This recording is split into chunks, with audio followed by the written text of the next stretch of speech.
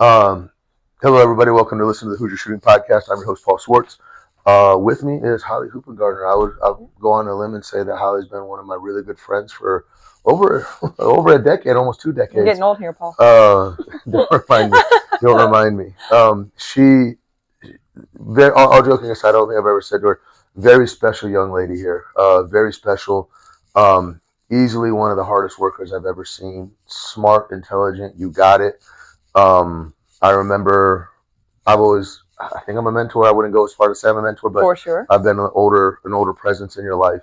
And I remember when you first came to me and said, "Hey, I'm getting into coaching," and I was going through a rough patch in coaching, and I was like, "Oh, like you don't understand the hardships you're signed up for, and all the grind. It's a grind." But I can't say enough good things about this young lady here. I love her like a daughter.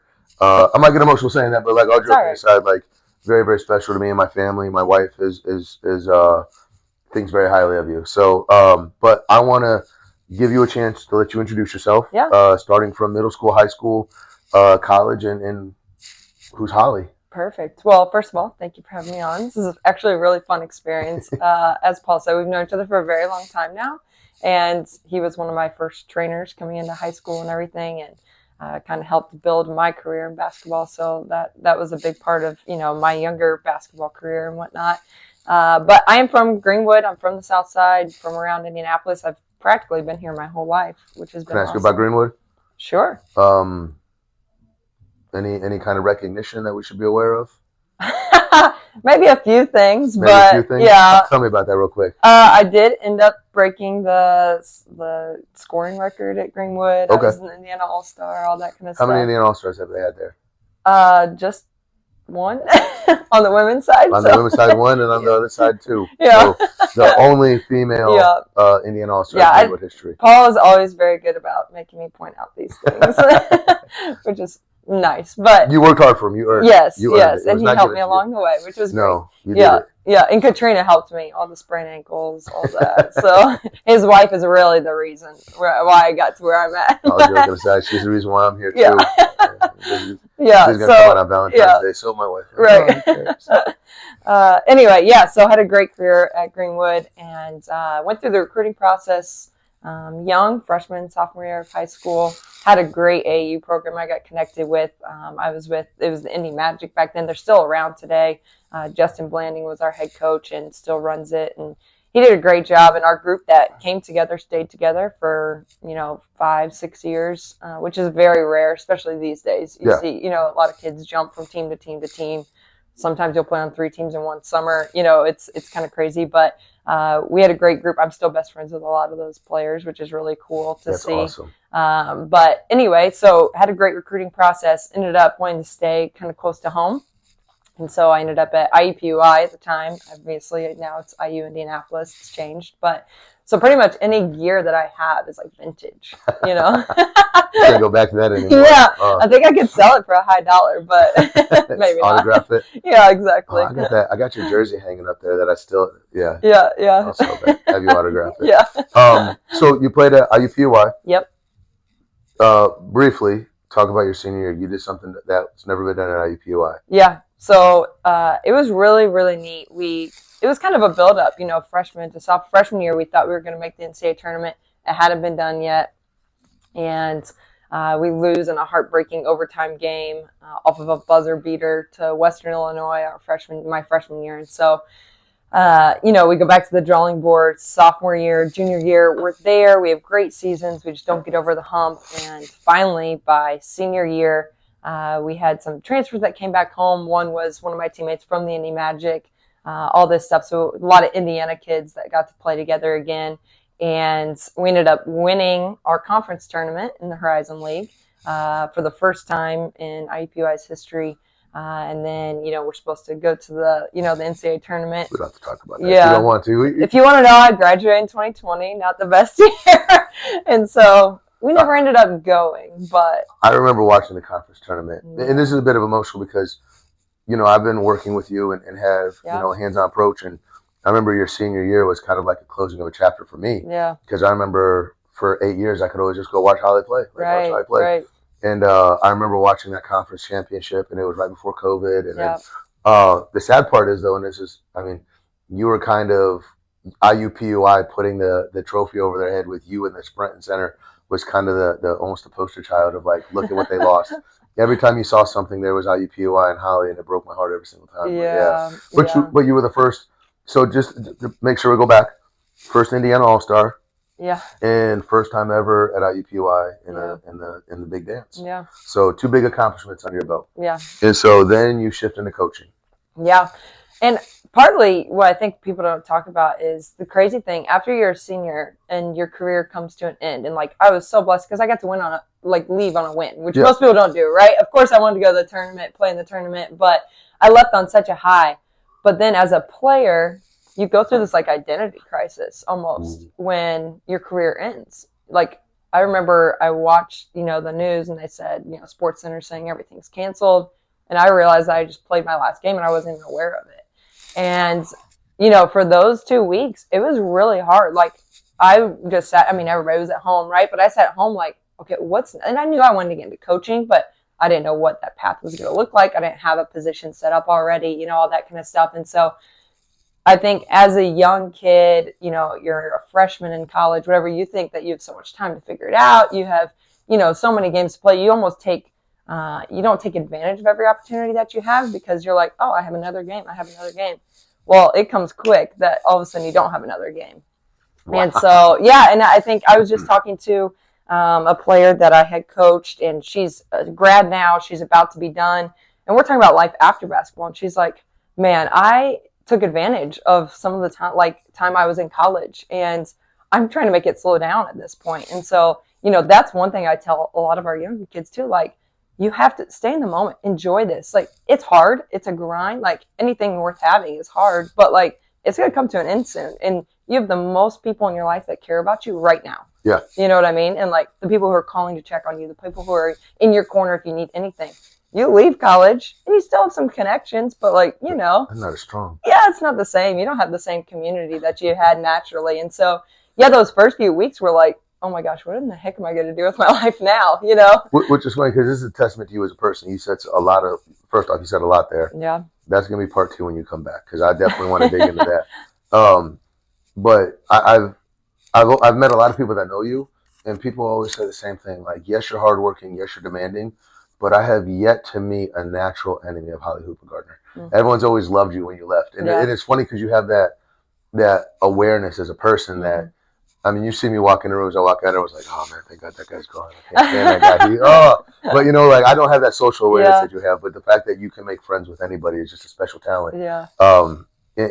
But it's definitely true. And Kobe talked about it of when you're on TV and when you're a superstar, make the phone calls because that phone's not going to get picked up once you retire. Yeah. And so taking advantage of the moment also, but you started off with a nursing degree. And then you shifted into coaching about a year and a half into it. Yep. So you were kind of laying that path a little bit, not as much as, from what I'm hearing though, not as much as you wanted to. Yeah. Well, and I think luckily I took full advantage of my career. And honestly, my head coach at the time, who now I work for, Austin Parkinson, he was a huge reason why I decided to go into coaching. So I thought the medical field was for me. I had some family members that were in the medical field. And then once I did some like job shadowing, which I strongly encourage people to do when they're in college, because you don't know what the real world's like from sitting in a classroom. And so I was fortunate enough to, I knew a few people. So I went out into the field. I'm like, okay, yeah, this is not for me. Like, I don't really enjoy this. And so, in high school, though, I think you don't think of college coaching necessarily as like a full-time job, which is crazy. But like, even in college, once I started coaching, one of our players was like, oh, you guys are like in the office all the day, like all the time. And I was like, what did you think we do? Just show up for like practice? She's like, yeah, I guess. I'm like, oh gosh, this is so sad. And the crazy part is college coaching is a job and a half. Yeah. Maybe almost 2 full-time jobs. Exactly. So anyway, but once I saw, what goes in behind the scenes of the recruiting and all that kind of stuff, and he had kind of mentored me into thinking, you need to go into coaching at some point. I want to coach with you at some point, all this stuff. And so once I kind of made that decision, I think that was between like my sophomore and junior year kind of, then he was great. He would call me and be like, hey, look, this recruiting situation came up. Like, I just want to teach you a lesson. Like, this is what happened. This is how you should handle it. Or, in practice, he would call me over and like, let me draw up a play on the board. Or in timeouts, it got to a point by my junior, senior year, I had enough equity with him and he trusted me and I trusted him that, you know, if I said, hey, like, I think we need to run this play, like, this is how they're covering, you know, ball screens or whatever. He's like, all right, let's do it. Like, now, here's the interesting thing, and you said a word there that I want to dig into: equity. Equity, and this is what a lot of players, and it's just the culture is different, and it's crazy because you haven't been coaching that long. No, it's not like you've been in this 40, 50 years. No, but the culture from your freshman year to now has already changed. Yeah. But how did you get that equity? I know the answer. Yeah. But I want you to hear it. Like, no, yeah. How did you get the equity? A lot of time in the gym, a lot of conversations with him. Multiple. I mean, it wasn't until my junior, senior year, so that was loyalty as far as staying with, you know, a program and proving myself. You know, I came off the bench my freshman year, like I just walked in and started. Like I played 10 to 20 minutes a game, depending on the game. You know, we had a great point guard in front of me and Sid Hall, who's, you know, from here, and I learned a lot from her. But it came down to my work ethic in practice, my respect for the coaching staff, my want to learn, you know, all that kind of stuff. And so it was built up over time, though. It wasn't just, you know, instant. Yeah. And I think that's what I want people to understand, though. It was built over time. Yeah. If you would have said freshman year, and be honest, like, I don't want to throw anybody on the bus. We don't need stories, but you were probably frustrated your freshman year a little bit. Like, there was a lot to do. Like, who wouldn't be? Yeah. And so that's what young players need to hear. Is just because you're frustrated, you took that as an opportunity as, hey, I have a chance to improve myself. Yeah. And you could have transferred out. And you had a lot of schools that would probably be excited to have Holly Hoopingarner on their roster, but you stuck with it. Yeah. And there's something to be said for that. Yeah. And that's why you were recruited, but also that's also why other schools would have an interest in you. Yeah. Because they knew who you were. Yeah. Does that make sense? Yeah. Well, and I chose the coaching staff because they had done such a good job of building a relationship with me. I knew who they were as people. I trusted them. But then also, I mean, they were honest with me throughout the recruiting process. Like, we're going to push you. You know, we're going to get on you. We're going to make you your best version of yourself, you know. But that doesn't happen through just, oh, good job. You know, just do what you want to do. Like, you know. And I was aware of that. And so even my frustrations, maybe my freshman year, was more with myself, not maybe living up to the standard I had built for myself. It was never with the coaches and like, oh my gosh, I can't believe they took me out of the game for turning the ball over for the third time. Like, I probably deserved it. If you're time out. If you're a young athlete, I need you to go back for about 30 seconds and listen to that again, because that's powerful right there. Yeah. Like, and it's not just, and again, it wasn't like you had to do that one time and it was done. At one time, you had to do this for 2 years, every single day. Sit back and realize that it's a Holly problem, not a Coach Park problem. And that's deep right there. That's really, a lot of players get frustrated about it, and they're like, well, I did it right once. I'm like, no, you can't do it right once. You have to do it right for 2 years before you finally get that recognition. That's powerful right there. That's so powerful. Yeah. And, you know, it's easy to probably for me to sit here now and say that on the back end, right? But, like, that's honestly how I'm not just, like, saying that because now I'm in the coaching world. Like, I really felt that, you know, at the time, like, okay, what do I need to do to be better, to get more minutes on the floor? You know, that type of thing. And everybody knows, like, if you watched my freshman year, I had a turnover problem. Like, I did. I went to Green Bay and threw 7 turnovers. Like, I'm fully aware that was a bad performance. And I should have been on the bench. But it's this hard thing of you go into college from being a star. You know, like, I was one of the top scorers in the state just because my team tried. They weren't the best, but they tried, right? And so I had to step up and be that person. And so I was used, but one thing I wasn't used to playing is defense. Like, nobody got on me about defense, you know? And now you're in the college world and you got to play defense, and there's defensive schemes, there's principles, there's things that I had never heard of that I'm trying to learn, and, you know, the help side here and tag here and bluff here and do this, and then also go run the play. And, you know, and so it's a huge adjustment, pace-wise, IQ-wise, all that kind of stuff, that when you come out of high school, a lot of times you just haven't had it. And it's not anybody's fault. It's just, it's a different level, right? And that's why a few percentage of high school athletes even make it to the college level. And so it's a hard year. It's a frustrating year, of course. But I always tell kids, like, once you get through it, you're going to look back and be like, oh, I can do this. This is easy now. You know, like, I got it. I know the system. I know the staff. I know everything. But, like, that first year is always tough, no matter where you go, no matter what college you choose to go to. there's going to be highs and there's going to be lows. This is a selfish question I'm asking, though. If you could reflect all the way back to your sophomore year in high school, Mm-hmm. the first time we ever got on the court, Yep. you did 2-ball. Yep. You were frustrated. Oh, yeah. And so it's not just you go freshman year in college. Like, I have a problem now where a lot of people tell me, like, oh, you're just too mean to people. What am I doing next meeting? And they're like, well, 2-ball dribbling is just too hard. And I'm like, it doesn't sound hard. I can do it. It just sounds like you're not willing to put the pressure through. And again, freshman year coaching. Mm-hmm. So you went freshman year in high school, freshman year in college, and now you're freshman year coaching. Did you get hit with that? Not exact same wave, but like you got your butt handed to you your freshman year. Oh, yeah. There's a lot to learn. Yeah. And, talk about that a little bit. Like, you mean my first year coaching? Yes. Oh, yeah. Yeah. And the great part was like, Coach Parkinson hired me, so I was familiar more with the system. I was familiar. So that part helped me a little bit. But at the same time, now I got to learn how to recruit people. And at the time, it was just me and Coach Latrell Fleming. He's our other assistant coach, because we had our other coach took a job like in October, which it was a great move for her. Yeah. But then it just left the 2 assistants. And so now it's my first year. I was still finishing my grad school. I was getting my master's. And I was trying to figure out, what the heck is going on. So, yeah, I mean, again, it's another learning curve of like, okay, this is how I need a scouting report done. This is how, we need to train to get, this is the schedule. This is, and when you're at a mid-major, a lot of college coaches will, relate to this.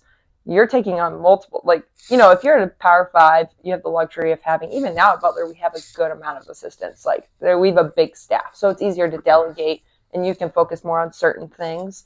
But it was literally me, Coach Latrell, and Megan Ardobo. That was it. There's 3 of us, and we had to figure out how to do everything. And It was Megan's first year as a Dobo as well, so we had 2 young people on staff.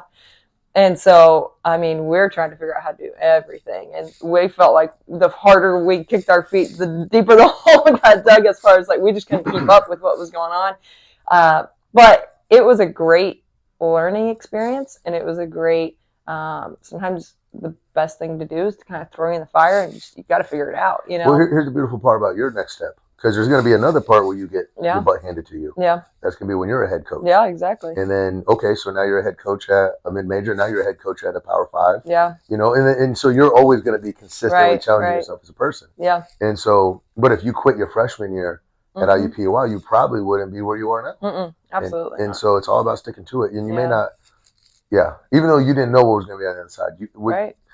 Freshman Holly would have never been like, oh, I'm going to be an assistant coach at a big school and have all this. So I want to shift gears a little bit. Okay. And this has been the big theme I want to dig into you with today is recruiting. Recruiting. And not the overall, like, I look for body language, I look for this, I look for this. Yeah. What I want to do is you wake up in the morning, you turn on Instagram, you turn on something. How does a young lady go from no recognition, you've never seen this girl, to on your recruiting radar? How does that process work? So, as you just mentioned, social media, right? It is a big part of the recruiting process now. But outside of the social media and that kind of thing, I would say a big part is finding a good program that's going to help you. So, you probably can't control your high school. Hopefully your high school coaches will help you, if they can. That's not always the case. But outside of that, finding a program. So like I mentioned, Indy Magic, like I was loyal to him. Justin was great for us. He would send our stuff to the coaches. He would get us in some tournaments that, were going to be exposure tournaments as far as getting us in front of college coaches and preparing us that way. So can I ask you about the exposure tournaments? Yeah, of course. Describe to me the exposure tournaments. What grades were there? Who was there? When I played. When you played. Or even now. Because this is the reason why, though, is I see a lot of exposure tournaments, all right? And it's for 4th graders. Our 4th graders, is Holly Hoopingarner showing up to a 4th grade tournament? No. Okay. They're not even recruitable age, so no. Okay. So at what point in time does that recruiting, at what point in time does the word exposure actually mean something?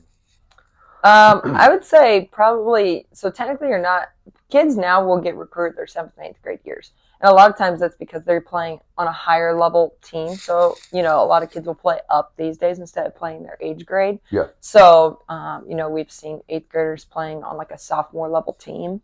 And so I would say by maybe your 7th to 8th grade year, if you are advanced and you're playing, on some of those teams, then it is technically an exposure tournament and like we're actually there watching you. But for the most part, we don't go sit on like 6th grade, 5th grade courts, anything like that. So I get that. yeah. I just no, and it's interesting because when you run across film and you see something, what do you want that film to contain? Yeah. So the funny thing is like I would rather it be give me like 2 minutes if it's gonna be a highlight film, 2 minutes and break it down maybe into like different types of shots they'll take. Defense is a big one. Like I want to see that they play defense, that type of thing. But also including, so say a coach is sending out an email, maybe it has the highlight film, but we need full game tape as well.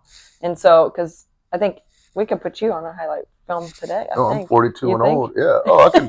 Yeah, especially if you just show my shoes and me walking in slow motion. I could find some clips to put together, right? Yeah. So like highlight films are great. That's where we might pull that up first to be like, okay, they look like they could play the way they move, their body stature, all this kind of stuff.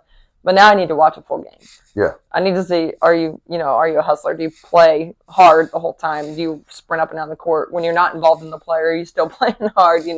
All that kind of stuff goes into it as well. So yes, the highlight tapes are good to an extent, but we also need like full game film to be able to actually evaluate. And it's interesting because for me as a trainer, when I get film, and I would think you do the same thing. I always look for what's there, but I'm always looking for evidence of what's not there. Mm-hmm. And so, for example, I trained a kid, he sent me video. All of his finishes were straight up, straight up, straight up, straight up. And he goes, but I made all these finishes. I'm like, yeah, but I didn't see any 2-foot power finishes. Yeah. I didn't see up and unders. Right. Not like a do-si-do up and under, but like a jump stop, shot fake. Yeah. I didn't see any power moves. Right. And he goes, well, I made all these good moves. I'm like, but I saw this, but I didn't see this. Or is there a part where you're digging through the highlight reel and saying, what am I not seeing? And then finding that. Well, and for sure too, right? You can probably watch a kid and you can probably relate to this and say like, okay, they tried, like maybe they didn't finish the move.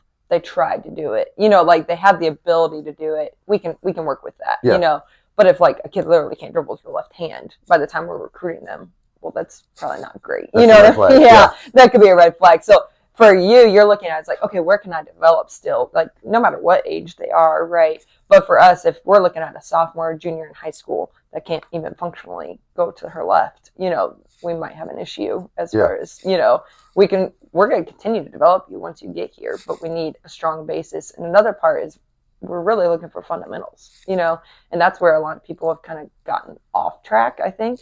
And, a lot of trainers are good and teach fundamentals. And then you have a lot of trainers who are teaching 5th graders Euro steps and behind the back, turn around, spin, but the kid can't functionally just do a layup.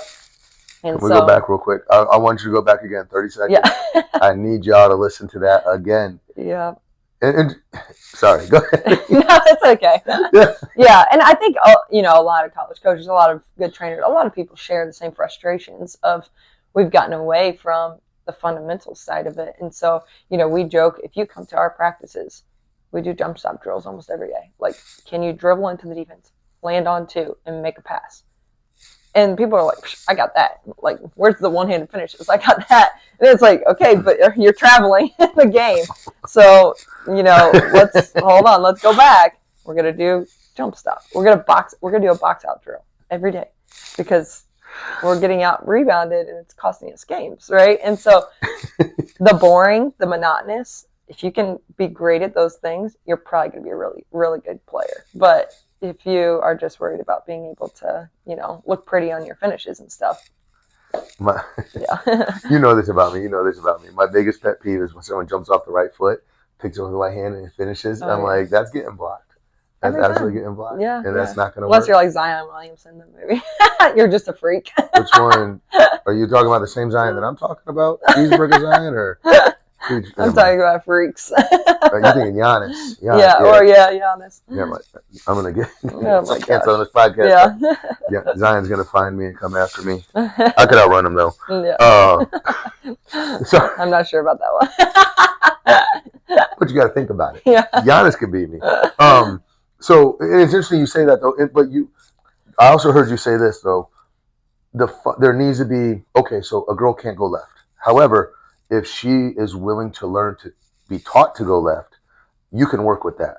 And now if she can't go left and she refuses to go left and she refuses to put the work in, that's a whole other conversation. For sure. Would you agree with that? Yeah, I would agree with that. And okay, yeah, you don't have a left hand finish, but maybe your high school coach didn't necessarily have the tools and equipment. And again, he may have just been, Right. she may have been a science teacher that just filled in. And For so sure. there is some, you're willing to meet somebody halfway. Absolutely. Yeah. But Yeah. if you go and say, oh, well, you have the best trainers in the world and you have the best coach in the world, and now you still refuse to do it, at some point in time, the player. Yeah. Well, and as you know, recruiting is more than just watching the film. I mean, we're calling schools, we're calling coaches, we're calling parents, we're asking about you as a person too, right? And it's what's your character, what's your work ethic, because it's a lot that goes into recruiting one player, you know, and you may only sign 2 kids in a class, 3 kids in a class, but maybe you've recruited 20 or 30, and on every single one you're doing deep dives as to like who they are they a good teammate, you know, all that kind of stuff. So I want to dig into, this is going to be a 3-level question. What's the conversation with the AU coach look like? What's the conversation with the high school coach look like? And what is the third conversation you said that you're doing the deep dive? Not necessarily specific of mom, dad, parent, you know, math teacher, science teacher, but what do those conversations look like? So, I mean, AAU coach and high school coach are probably similar conversations, but it also depends. So some kids, if a kid's been with a program, an AAU program for a long time, or 2 or 3 years even, like that's still kind of a long time for nowadays, right? We may go deeper into a conversation about the kid's character, the kids, you know, work ethic, the kids, all that kind of stuff with them, because they know they've had the kid around. Can I ask a question about that? Yeah. How much weight does that carry in the recruiting process? If a player has been with the Magic for 8 years, or 6 years, 4 years, does that carry a lot of weight? Or if Justin were to call and say, hey, this girl just jumped in last week, would he somewhat lose a little bit of that weight? I don't think he doesn't lose I think the conversation just doesn't go as deep. So like if he calls and says, because you know you make great relationships with these coaches and they'll call you, hey, this kid just came to my program, like I really think they'd be a good fit, because they know our program as well, right? Because we do a lot of, you know, communicating. They come to our games, they bring their girls to the games and stuff. So like I'm still going to trust that I should go watch them, but like I can't then ask them, well, you know, how are they on defense? How hard do they work? How, you know, all this kind of stuff. What's their family like? Well, they don't know those answers because they just joined their program. You know what I mean? And it's not their fault or anything. Like she's just telling me it's a really good talent. Watch her. And then from that point, you're probably then going to have to go a little bit further. And maybe that's the high school coach, right? Because typically you're at high school for all 4 years. So yeah, maybe not anymore. For the most part, I would say. A lot of the kids we've recruited, they've been at their high school for their 4 years. But I mean, and I want players to understand this is, and hear me out if I'm saying it right, but the longer you've been in a program, the more weight that conversation actually carries. For sure. Well, that's what that's what I'm saying. The AAU coach, now maybe it's like, okay, she's a great talent. Watch her, right? Yeah. That's as far as that conversation goes. But now I go to the high school coach. Okay, now you tell me the nitty gritty. Tell me, you know, how the family is. Tell me who she hangs out with. Tell me what she does on social media. Tell me, you know, all this kind of stuff, because that stuff is important, obviously, in your locker room when you come to, you know, a college program and the culture and everything. And so that's where then the deeper conversations probably happen with people they've been around longer, just because they actually know them, right? They know the good things, they know the bad things, they know all that kind of stuff. And so you know who you're hanging out with on the weekends. Exactly. Yeah. How are they off the court? Do you do any?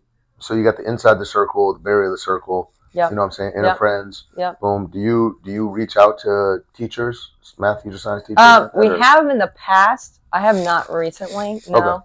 Okay. That's kind of gone away. Counselors, like high school counselors, that would be somebody that I've reached out to. Okay. As far as, you know, grades, obviously we need to check on, you know, how you are as a student. Are you getting in trouble? Are you attendance? Like, do you miss school a lot? You know, that kind of stuff.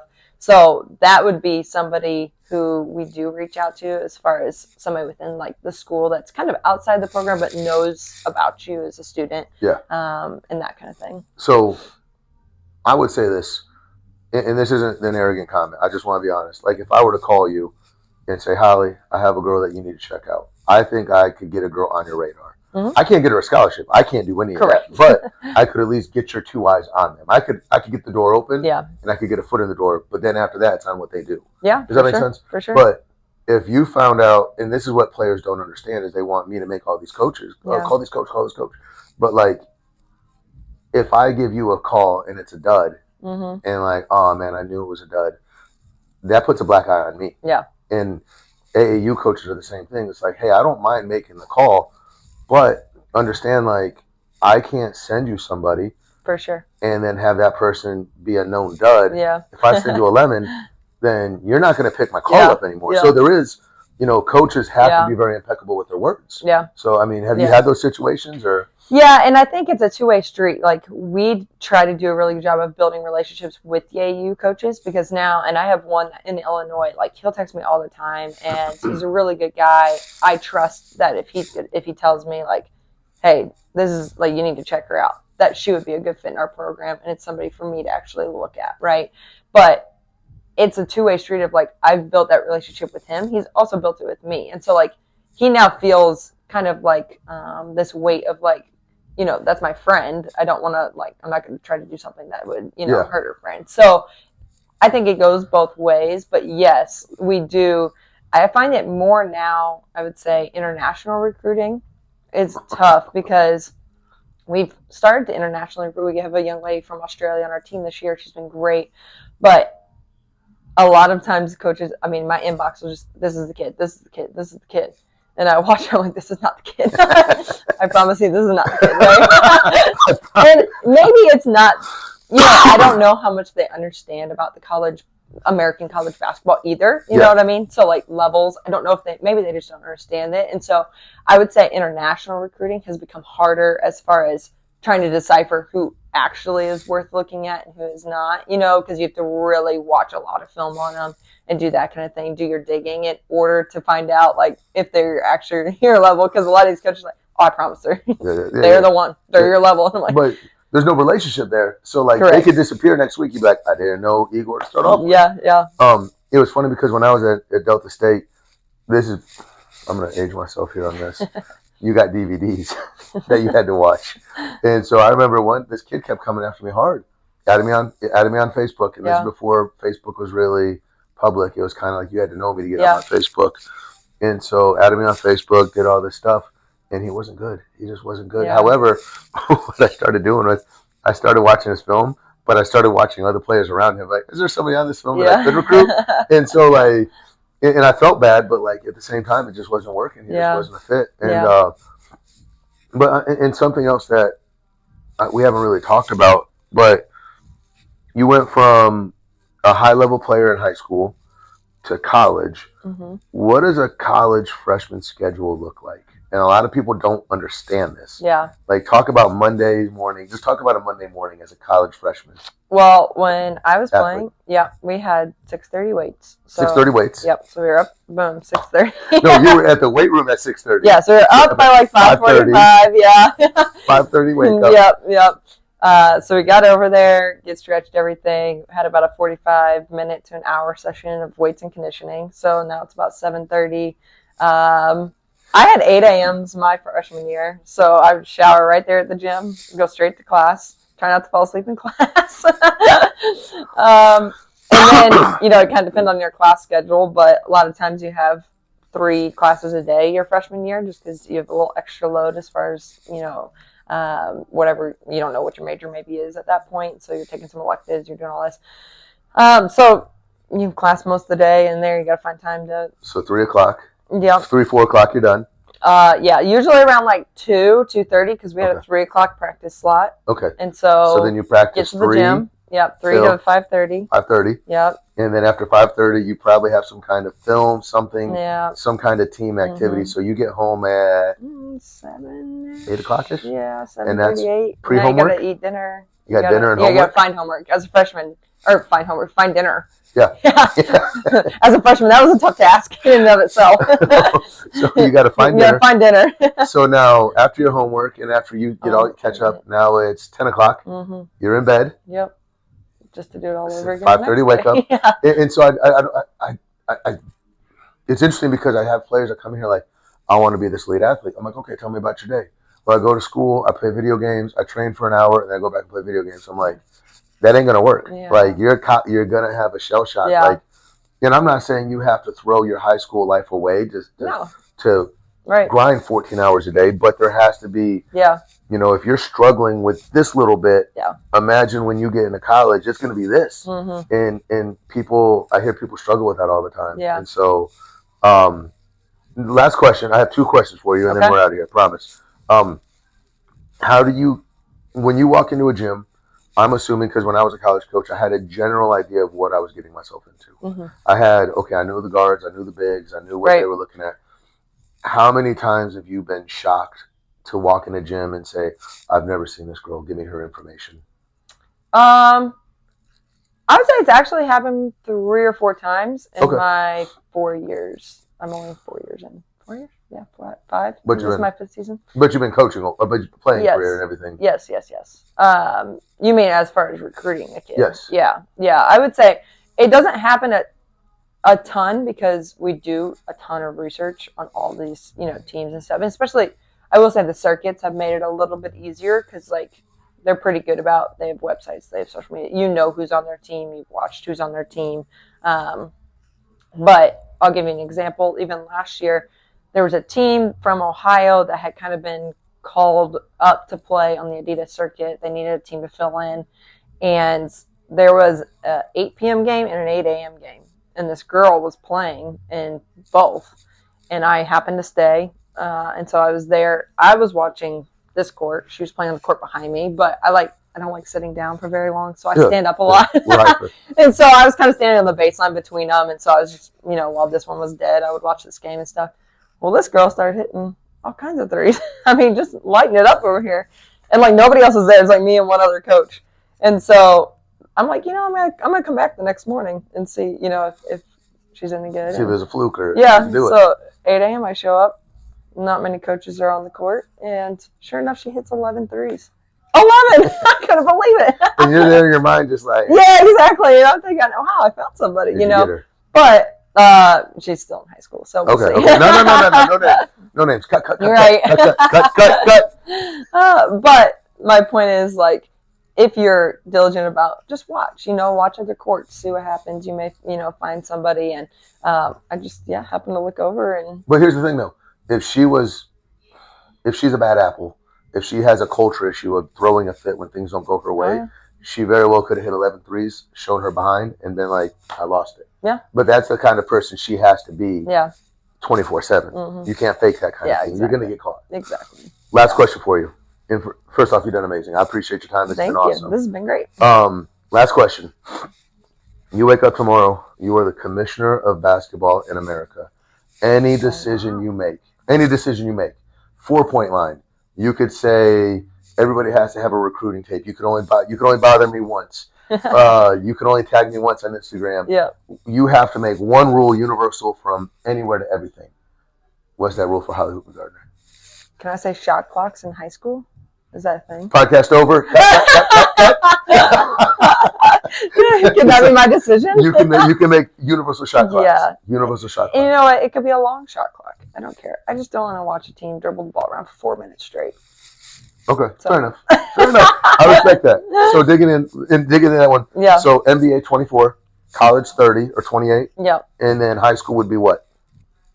You could do 40 to start. 40? Okay. Yeah, because college is 30, so give them 10 extra seconds. Middle school would be? I'd probably do a minute. A minute? Yeah. Elementary school, no shot clock? No shot clock. I respect that. Yeah. Holly, I appreciate you. Thank you. This has been fun. You did phenomenal. Hey, check us out. Subscribe if you like what you're hearing. Again, we appreciate Holly. We're just here to educate you as parents, educate you as players. Check us out.